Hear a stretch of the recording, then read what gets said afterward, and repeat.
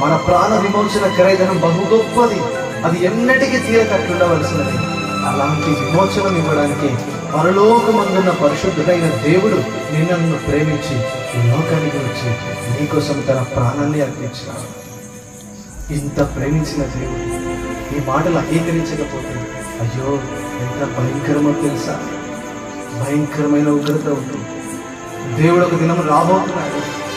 చాలా ప్రచండమైనటువంటి కోపముతో ఆయన ఉగ్రత భూమి మీద కుమరించబోతున్నాడు. ఇవన్నీ లయమైపోతాయి. ఈ భూమిలో ఉన్న సమస్తమును ఏది కూడా శాశ్వతం కాదు, అన్నీ పోయేది. అంటే నిన్ను రక్షించాలనుకుంటున్నాడు.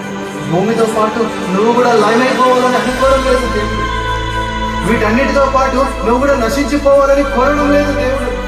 నువ్వు రక్షణ పొందాలని కోరుతున్న దేవుడు నీతో మాట్లాడుతున్నాడు. ఇంకెంతకాలం ఉంటావు ఈ సమాధి? ఇంకెంతకాలం ఈ సమాధి కంపు పీల్చుకుంటా ఉంటావు? ఇంకెంతకాలం ఈ సమాధిని ప్రేమిస్తావు? ఇంకెంతకాలం?